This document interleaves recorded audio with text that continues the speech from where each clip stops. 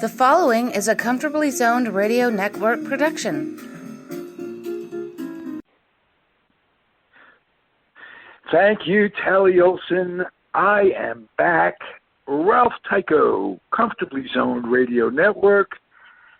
A great morning. We got a reunion. My two good buddies are with us. Micheal Pomerantz. Does that sound familiar? Micheal Preminger. It took me a long time to get Preminger down and Pomerantz out of our lives. So that was 2-3 years ago. I've got it down. I know you're Preminger now. And David Hubler. Hey. David Hubler, how are you? Well, which is, a good thing to say these days. Absolutely. Absolutely. You're staying hunkered down, both of you. Pretty much, yeah. Mm-hmm. Okay. We had a podcast the other day with 2 or 3 of you. David was one of them. And I got cut off at the end, but it turned out to be a great one. That was a sports one. Yeah, we wondered what happened to you. But we also covered the 3 of you. It was George Case, Hal Bach, and you, David. I asked what you guys were doing to replace sports, and what are you doing, Micheal, to keep your head in the game, and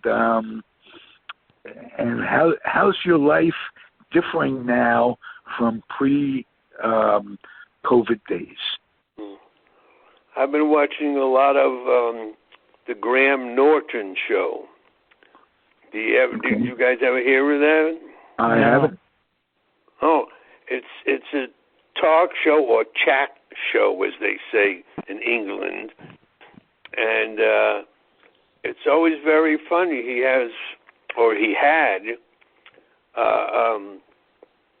guests. Instead of one at a time, they all come out together, and it's always been delightful. They stopped doing it because of the COVID, but the last maybe couple of weeks they've come back where the guests are now sitting socially distant from each other. And I've also been watching, it sounds crazy, Craig Ferguson. I've heard of, yeah. Mm-hmm. I have heard of him as well. And his show, he had the late night. He followed Letterman till about, 4 years ago. And I never used to watch it, but he was very funny, very risque. All the girls, that was always one-on-one, and they usually wore tight outfits. It sounds dirty, but he just had a good time. He would rip up his notes, and just throw them away, never use notes. And sounds like a very boring life for me, if that's what I've been doing. Okay, but how's your grandson? Is he doing all right? He's doing okay. Thank you for asking. It was very interesting. Yesterday they actually played a game against another team. They were practicing, which even that is like, I'm not sure if that's been the right thing to do, but other teams have been playing right through this whole thing. I don't get it. But they played a team yesterday for the first time, and they were able to separate enough so it's not dangerous. Well, they're little kids too. Yeah. I mean, I know there's several theories about whether little kids are carriers or can come down with the coronavirus. But I guess, I would say it's safer than playing like football, where there's so much, contact. There isn't that much as much in baseball. It's except when a runner's on first base and he's got to be close to the first baseman. but or the catcher and the batter and the umpire. But I think in those Little League games, that the umpires are behind the pitcher usually because he's the only umpire. Well, what's encouraging is that in Major League Baseball this year, they played 60 games. There were very, very few instances of COVID. A few key players, but very few. Wasn't Justin Turner possibly the first one to come down with it? Yeah, and that was horribly handled by. Oh yeah, that's going to be his mark, so to speak, right, forever. Right. And if you get all his skills and whatever, all you read when you read about him now, it's all about him coming back on the field. Mm-hmm. Yeah. Michael, I interrupted you. You talked about the procedures that your grandson is going through in the league. Well, the practice, they try to keep the kids socially distant. And yesterday I didn't pay attention that much to how when they weren't at bat, if they were sitting next to each other. I didn't notice because the other team this was an experience. If I was a kid, I don't know what I would. They lost like 20-0. They didn't have one runner on base. The other kids must have come from some kind of freak baseball heaven. They were unbelievable. They struck out every kid, every batter killed the ball, and it's like, where did these kids come from? Yeah, that doesn't sound particularly fair. Boy. Hey, what's encouraging to me, Michael, is that we spoke it's been about 3 months now, and your grandson was kind of losing interest temporarily, it seems. Yeah, and yesterday, I don't know how his parents are dealing with it. He was not a very good sport. At one point, he went under the stands and just sat there. Maybe he had a girlfriend back there. Yeah. I don't know, but he was. He did not take it very well. So we'll see if what anything's happens. if anything's going to dissuade him from the game, it's losing 20-0, and not even getting a base runner. So hopefully, Ralph reminded me of that too, because I had forgotten that. Yes, you told us how he'd sort of really lost all interest in the game. Hopefully, he won't. He'll continue. Hopefully, he won't. But maybe not. But I don't know. I'm a pessimist all the time. If he can replace it with another passion, it really does. Yeah. It doesn't matter what your passion is. I mean, like playing it's more French important horn to the kid than it is to the parents. So whatever it is, he'll find his niche. Oh yeah. He's been writing. He wrote a story. He narrates it,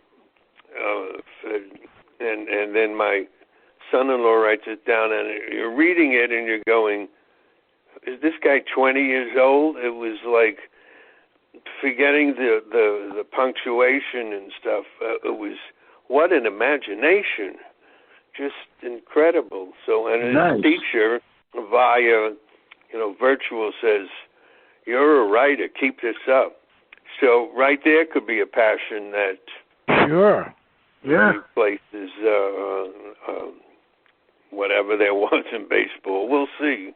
And he's not going to make the major league. Combination, he could find a faster-moving sport that he likes that doesn't bore him with the practices and standing around. Yeah. So it'll be cool. Like curling. Curling, did you say? Yeah, curling. Oh, curling. Yeah. Curling, with a C. Oh, curling. No, he doesn't have to watch politics. politics. For asking about it. It is very, very timely. Yesterday. Good. It shows you. You think you're okay, and then you run into the next level, and you go, "Holy mackerel!" Yeah. I also talked with David and George and Hal about what you guys think the end game would be for all of this in terms of will he leave? Will he leave peacefully? It's not a right or wrong question because nobody knows. I don't think he knows what the end game is going to be. Who are you talking Trump. about? I'm talking about Trump. Oh, you're thinking about my grandson? No. So. You had to leave the game. I'm sorry. I just. I got you, Ralph. Yeah, we knew what do you think? What do you think, Michael? I don't think he's going to leave peacefully. I think he's such a moron. He's such a sick human being that I don't know if they're going to have to carry him out, but close to it.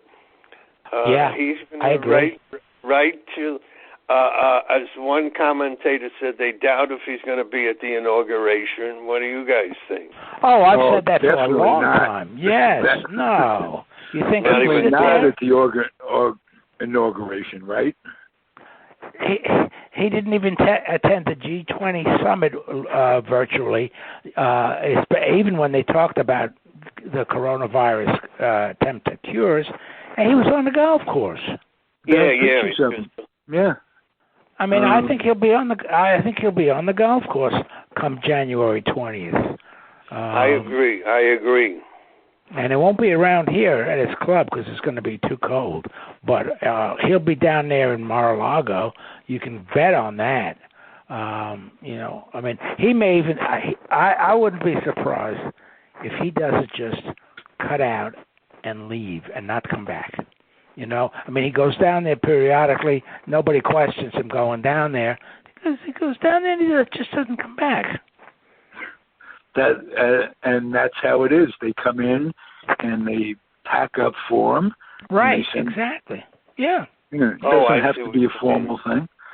And it doesn't. The whole thing can be completed without him conceding. Right. And when is he going to concede? He doesn't have to concede. Who cares what he feels? No. Right. It's the greatest sore loser story of this early 21st century, and I'm sure it will remain such. I mean, it's just a disgrace. Even as Biden said, it's a disgrace. It's a national disgrace. Totally. Yeah. Mm-hmm. Well, you know what else is a disgrace is that there have been 4 prominent Republicans, including Romney and a few others, who have stood up and said, he's got to go, this is wrong. We don't hear from 50, 60 people, maybe even more if you count the House of Representatives, who just humor him. They're afraid. They really are afraid. They're afraid for their career. They're afraid for the party. They're not afraid for the American people because they don't really give a damn. These people really, all of them, are like following the Pied Piper of Hamlin. I mean, no matter what he does, it's okay. It's insane. Trump's son and Giuliani's son have both come down with it. Yeah, right. Well, wouldn't you expect it? I mean, they go into these mass meetings in the White House, and they don't wear masks. And I mean, I would think one of the worst places to be is to be in the Trump International Hotel down here in Washington, because people here don't. People here do wear masks, but his people, I'm sure, go into that hotel without, just to show, that they. I had to pick up some knives that had been sharpened, and I went into it's called Appliance Fix It, and they really are good. They fix lawnmowers and kitchen appliances and stuff like that. And I don't know, they must have, Saturday's crew must have been a bunch of bikers left over from South Dakota because they weren't wearing masks. They had so many tattoos that you couldn't. I mean, it was, and beards, of course, the beards. Maybe that's why they weren't wearing masks. You have to get a special large size, I guess, to cover the mask. But I'm just reaching to my chin to feel my beard to make sure it's still there. Well, how do you put a mask on? How do you put a mask on? Yeah, it doesn't. Do you cover the whole? Do you start at the bottom of the beard and scoop it up like into the? No, actually, the way to do it, just shave the mask, and everything will take care of itself. What do you mean, shave the mask? Rather than the beard. But actually, that could be an extra layer of protection, because they tell you to have at least some kind of filter in the mask. So if you could, all that hair, you can push it up into the mask. I think you're doing yourself a good deal, a good service. All right. I also want you guys' reaction. I have a few little notes here, so I'm asking the right questions this time. Why is it that 70% of Republicans think that the election is rigged? How could we have been this polarized that I'm sure these people don't think the vote was rigged. I think they're just wording Trump's nonsense, and that scares me. Yeah, I mean, there's a good portion of them that are just saying that. Absolutely. I am still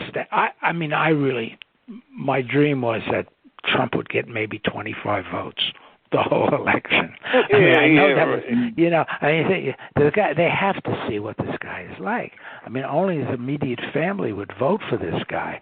And, so that's count about 25 people. That's 25 stupid people, all right. Yeah, well, let alone 70 million of us. Yeah, see, that's I agree with you guys, and it's scary, and it doesn't. I can't wrap my head around it. I just don't understand. Like David says, 25 people maybe. There's a crazy idiot on the corner sprouting. Some guy from our neighborhood, some guy who got hit by a truck in our neighborhood. It was never the same. But this is a crazy man.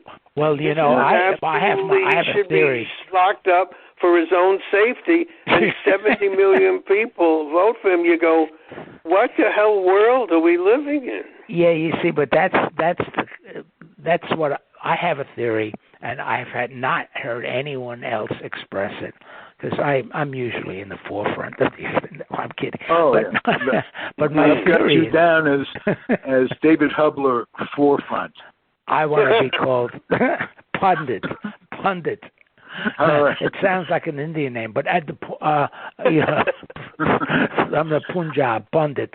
So what I wanted to say though is that I really believe that this whole notion of all of these Republicans going into court and all of a sudden they're calling for election fraud, and that's just a smokescreen to hide the fact that it was the Republicans who pulled off the scam. They're the ones who fooled around with the election results, because you couldn't get 70 million people in the world to vote for this guy.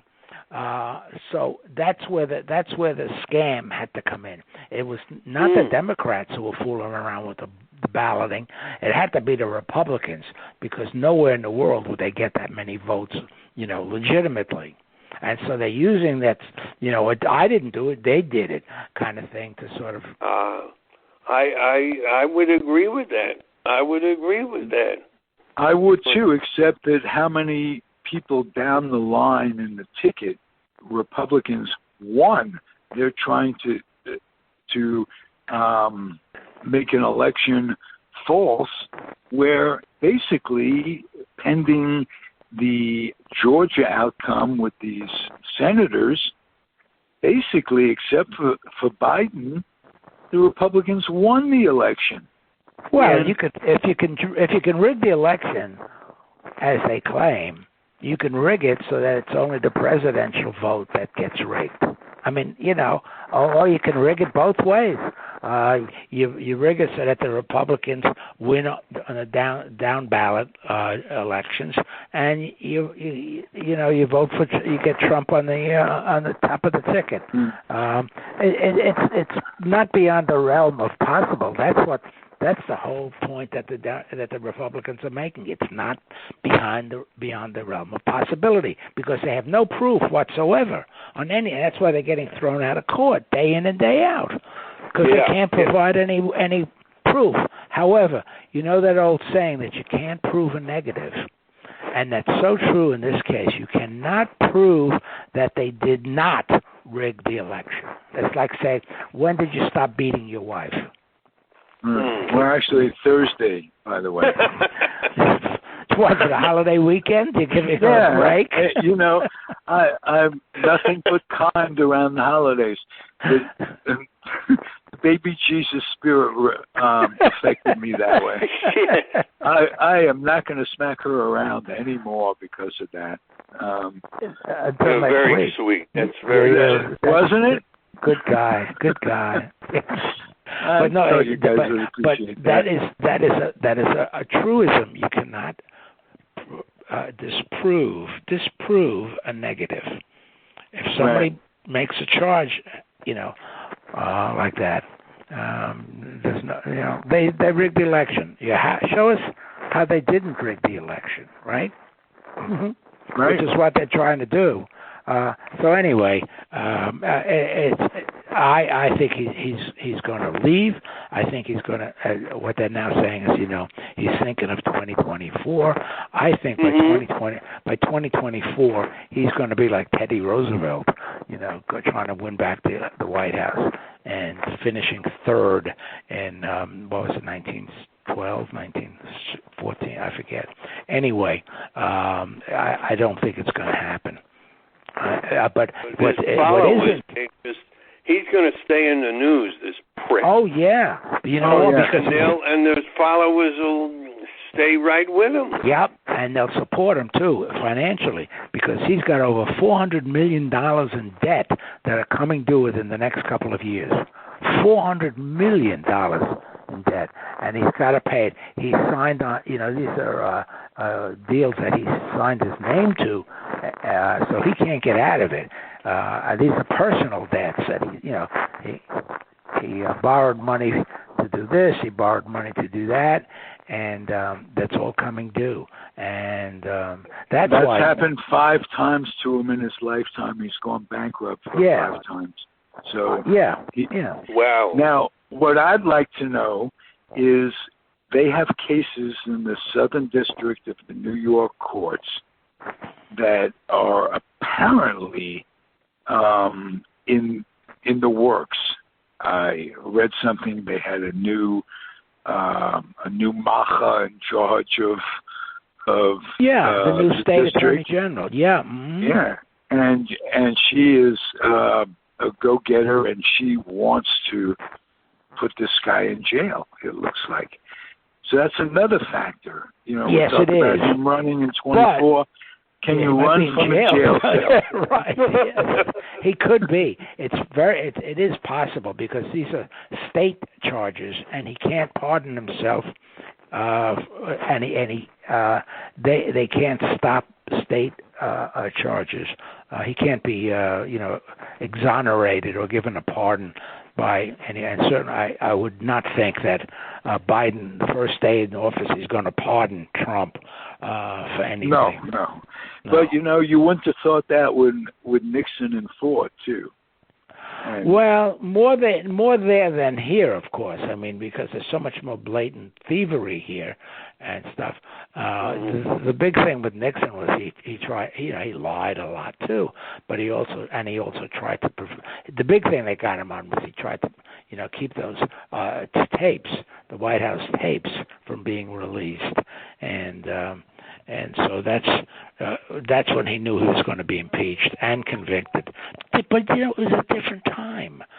We lived through it. It was a different time. And people didn't like Nixon. They made fun of him and stuff. But the country wasn't nearly as divided as it is now. Even with the Vietnam War going on, you didn't find the animosity, the hatred, the fear of going out and. I've never done it because I don't believe in it, but, you put a bumper sticker on your car and somebody comes along and keys your car because they don't like your political stand. I mean, it's a terrible, crazy time right now. And that wasn't that way. I mean, a lot of people took on the hippies who were against the war, but they didn't go around the street shooting them. Well, right. The difference between Nixon and Trump, as I see it, Nixon was what he was. He was cruel. He was a bastard. He wasn't anything like this premeditated schmuck. No. I mean, he was. He didn't want to tear. He didn't want to. Yeah. Oh, that too. But they both are. Yeah.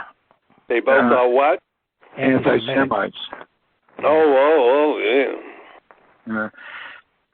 I have another note just came up out of my files. What about Pelosi and Feinstein not wearing masks, being seen several times not wearing masks? Well, every time I've seen her. I know there was that incident in the hairdresser, but I've not seen her any other time on TV with not wearing a mask. Okay, well, Feinstein. Well, if that hairdresser thing wasn't enough, you could take the question and separate the two. Feinstein has been recently seen around the Senate chambers not wearing a mask. Ooh. Well, you must get that, but because she's a California senator, you probably get more. Coverage of her. I'm more embarrassed by her than you guys would be.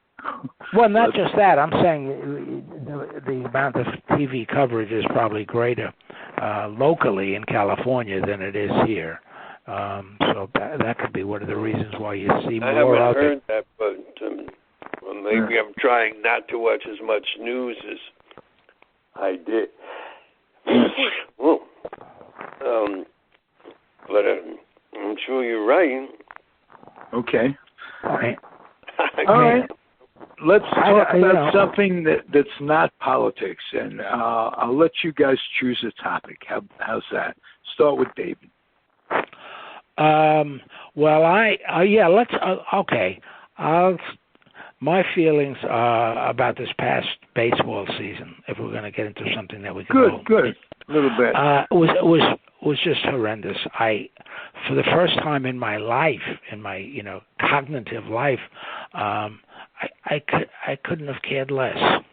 I mean, it was just a nothing. They went through 60 games with nobody, and that silly nonsense about putting these cardboard pictures of people. Oh my gosh!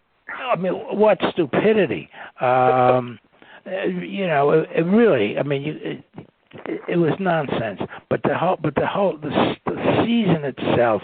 I know, Michael, the Dodgers won the World Series, but I don't consider it a really fair season and a really fair playoff. I mean, they added teams into the playoffs. They did crazy things like 7-inning games.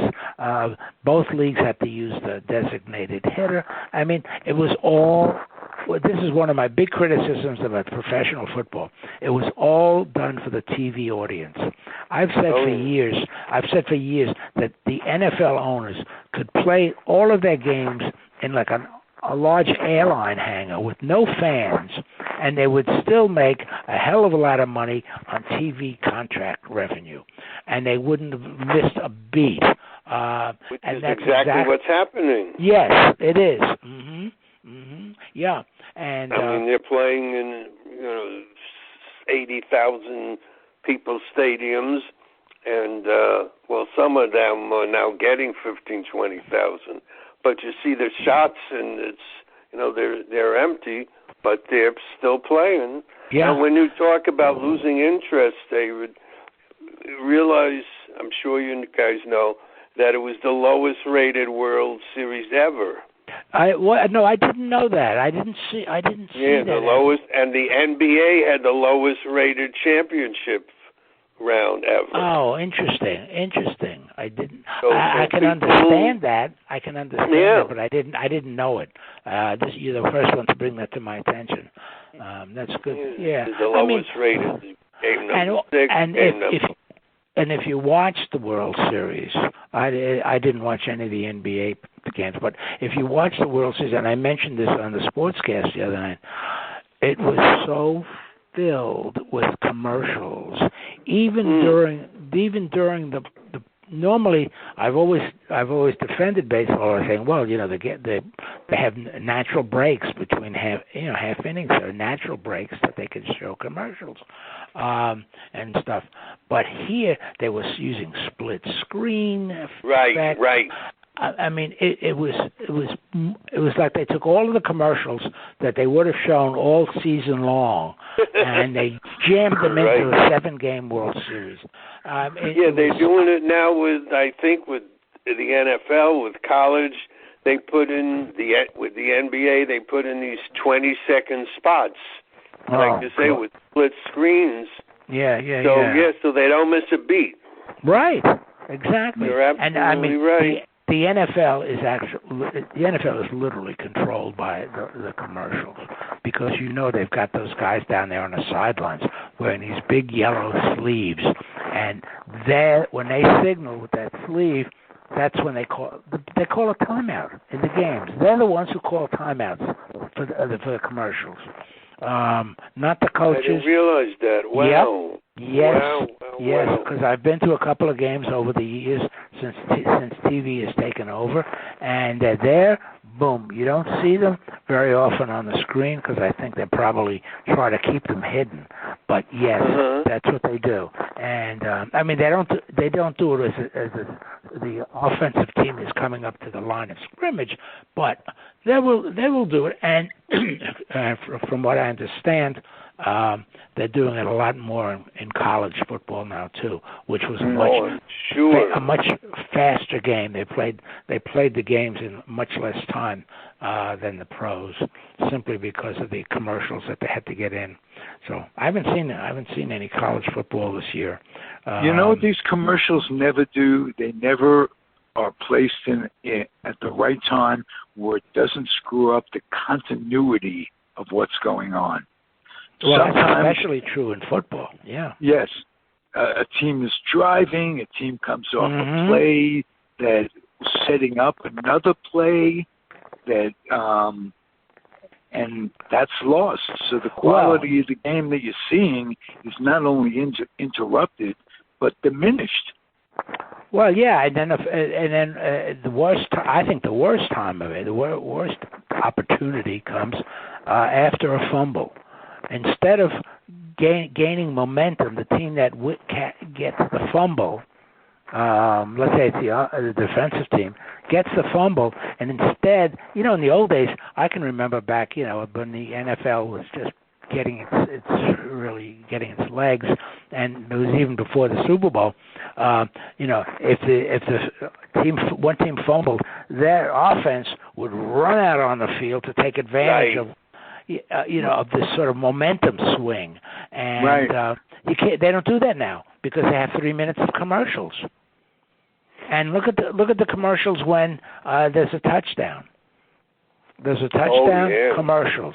They come back, the guy kicks an extra point, more commercials. Right. Then they kick off. To the other team, and then there's commercials. That's true.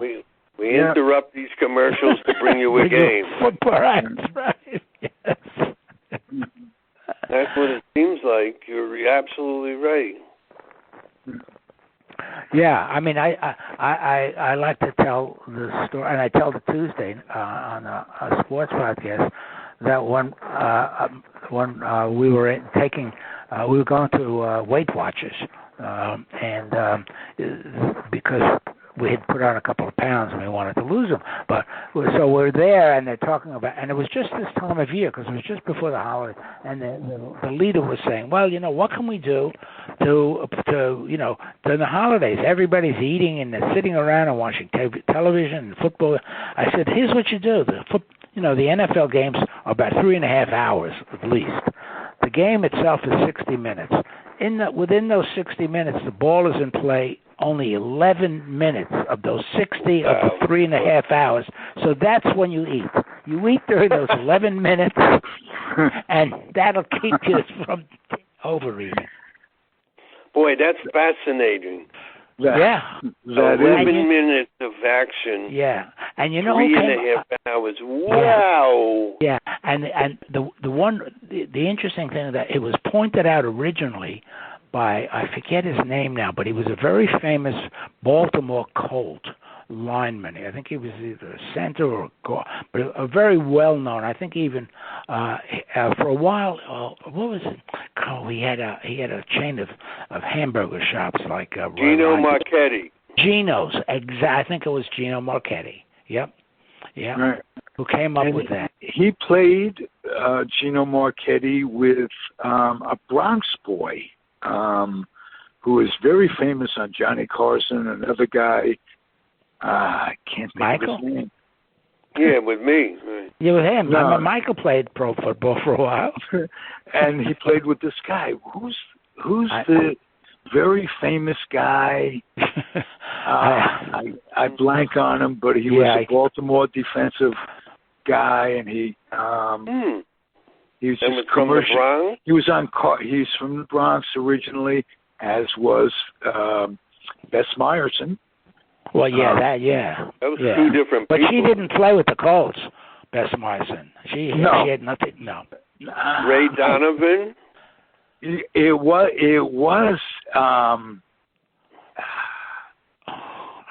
It wasn't Ray Donovan. It was, but it was Donovan. It was Donovan. Yes. Didn't he sing "Sunshine Superman"? Yeah, he had no first name. In the show. No, he had no first name, or maybe no last name. Yeah, that could have been a middle name. Yeah. Oh God! And I can't get my computer turned on. Big Daddy Liscombe, but I don't think that was it. He was another guy that was a great defensive line. But anyway, I mean, those numbers just are astounding. Ray something? Yeah, not Ray Nitschke. No, different team, but another great. Yeah, right. So I didn't think so many guys from the Bronx actually made it into the NFL. No. Well, this guy did, and I think his last name was Donovan, but his first name wasn't Ray. And you can check it. You can look it up. What? Well, I'll check it up. I'll check it out and put a note in with the show who we were talking about, and I'll send you guys a little email who it was. I have a question for David. Did any Clinton guy ever make the pros? Not in football. Basketball. The basketball, yes. Basketball, yeah, but not baseball, yes. But not, as far as I know, not in football. No. When we were there, or maybe there was a kid, Eddie Cotton, something like that. Oh, yeah, the name is familiar. Yeah. Who I think played I'll college tell you, ball, but not pro. You know who was the best we saw ever? Lenny Rochester. Oh, I remember that name. Yeah, Lenny Rochester was a great running back at Clinton. And he just ran through the lines. I mean, he was an amazing. I don't think he even went to college, frankly. I think he was a year ahead of us. But I can remember, sitting there at those famous Clinton Stuyvesant games on Randall's Island. Oh yes. And he was just right through, like Jimmy Brown or some of those guys. But but New York City is, it's interesting Ralph mentioned that, because New York City has never really been the football town that some of the other parts of the country. Right. I was talking to my next door neighbor the other day, because he rode crew at Penn State, which is like a club sport there. It's not a varsity. But anyway, I was telling him that in the 1920s and 30s, the most popular collegiate sport was crew. No, it wasn't football, it wasn't basketball, it wasn't college baseball. It was crew.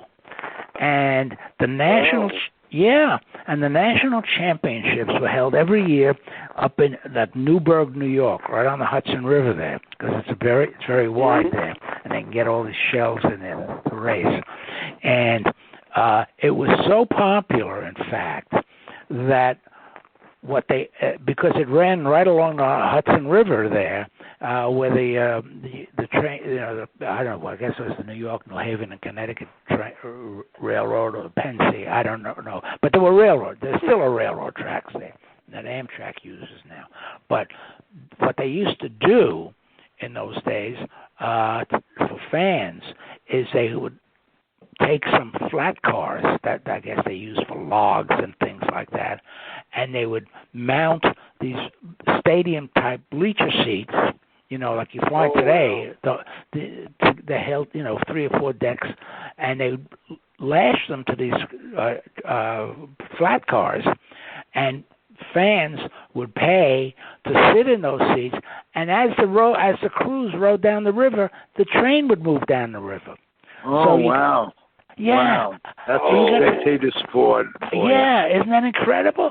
And they did the same thing, I believe, at the Olympic trials, the Olympic crew in '36 in the German. Wow. Yeah, but they did it. And if you go back and look at old newspapers and just about, I guess in the 20s and 30s, and I think the national championships were held, like in the spring, after the normal cruise seasons. And there were some colleges, like University of Washington, a couple of the Ivy League teams. They were the dominant teams in the sport year in and year out. And it's amazing. And you'd find that was the lead story in the New York Times, the newspapers. Boy, that is very interesting. That's like finding a hidden gem that you have discovered. It really is. I discovered a hidden gem, and his name was Art Donovan. Okay. Yes, Artie Donovan, right. Artie Donovan. I didn't know he was from the Bronx. He was indeed. Oh. And as you say, he used to appear on Carson, right? Right. He was all the time. And he had a crew cut almost down to the flat scalp. top. A flat top. Flat top, yes. Big fat, yeah. Oh, very good. Yeah, okay. I think it was Artie Donovan. I think I'm changing my vote now from Gino Marchetti to Artie Donovan. I think that's who it was, because I could picture him, and I thought it was Gino Marchetti, but it was Artie Donovan who made that calculation. Interesting. So thank God it all came together. Yes. Before the okay. We're not the doddering old fools that we're portrayed as being. Yes. Yeah. You're right. We really are. We're knocking down stereotypes as we go. And absolutely. But that you joke about that. We are not. You guys are not doddering old fools. The group we had the other night, all over 80. George Case, Hal Bach, you. I'm not. Close, right? Depending on how you look at it. What is close? Who knows? In the universe, what's close? 100 million miles, And how is a year made up? Who determined that it would be 365 days? So subjective measurement. Who knows? But my point is, you guys, close as you are, all of you, have not lost a step mentally. Blumkin, Case, you guys, Bach.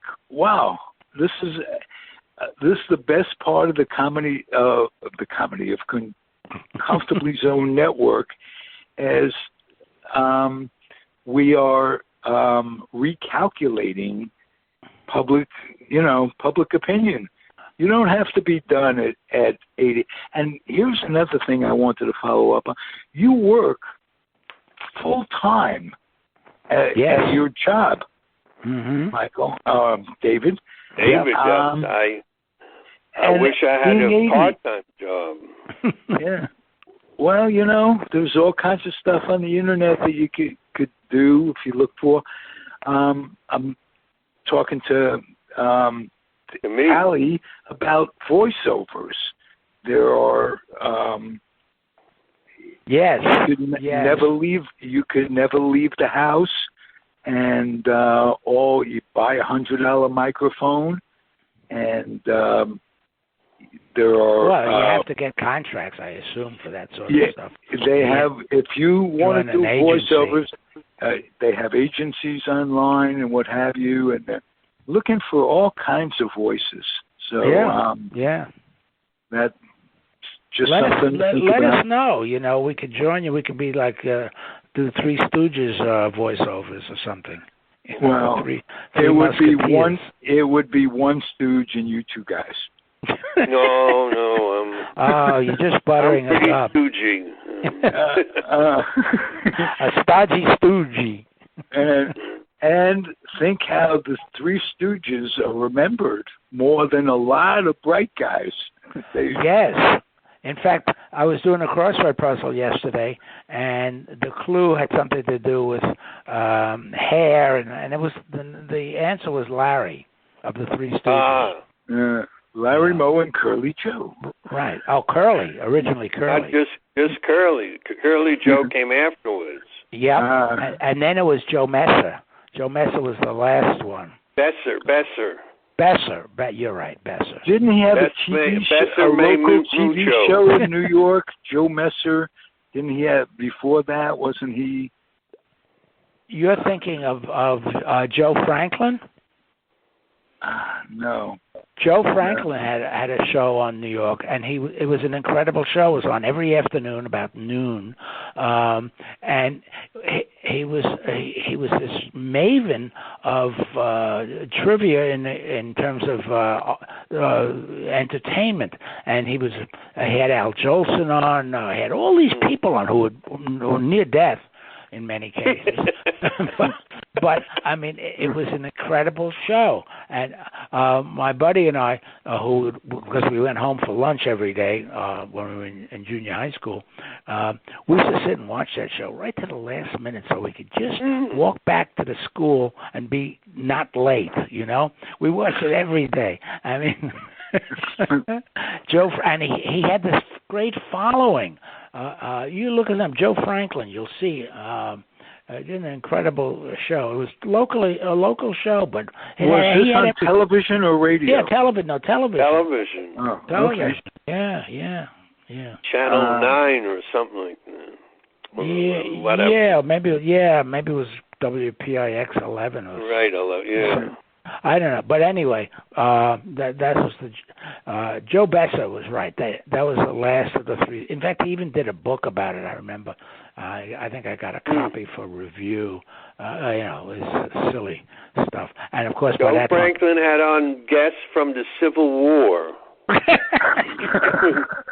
He would find these people in vaudeville, who once played Buffalo and played a peach. And sometimes he sounded boring sometimes when it was just very monotone. But he did have a lot of people. It was almost Broadway Danny Rose time. Yes, exactly. Yeah.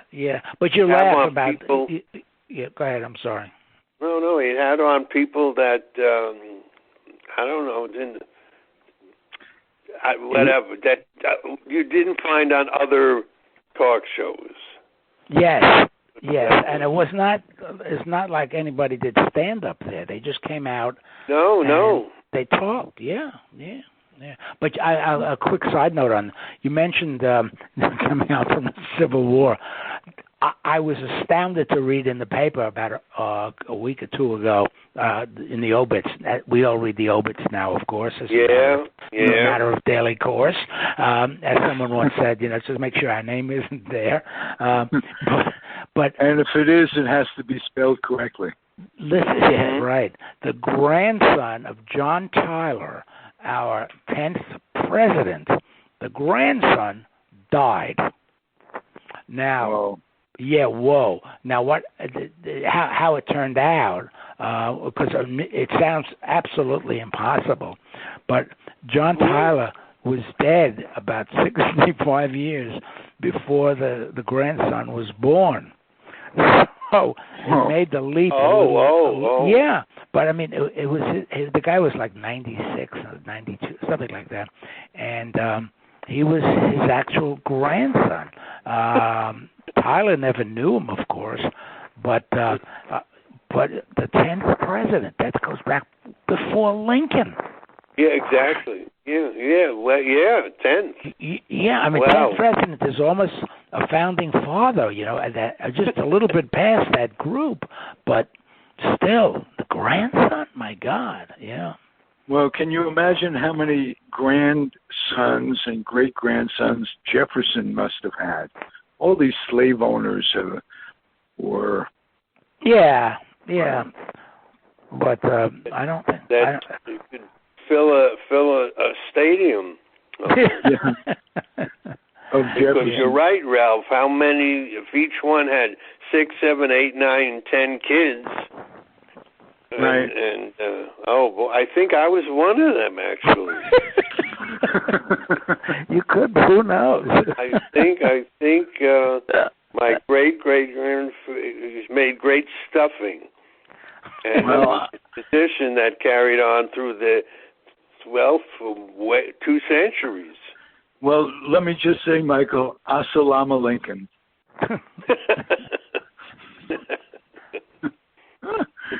All right, guys, this has been terrific. Let's do it again next month. And in order to do that, you must stay healthy. So that's the thing. I mean, a month can be a long. Like I said, the distance and time, it's all relative. But, who knows what's going to happen in a month? All right, we'll keep our fingers crossed. Okay, and we'll review it at that time. Here's to you, Artie Donovan. Here's to you, Artie Donovan. Rest in peace, Bronxite. And Joe Franklin, too. And Joe Franklin, too. Be well, guys. Okay, Love guys. you both. Take care. Thanks a lot. Thanks for listening, everybody. You were treated to Michael and David, Bronxites. Bye-bye. And me, mostly a Queensite, but my grandparents lived on Valentine Avenue. That counts a big time. Yep. Oh, yeah. Okay. All right. Take care. Happy trails. Happy Thanksgiving, everyone. Yeah, yes. Happy Thanksgiving. Absolutely. All right. Be well. Okay. You too.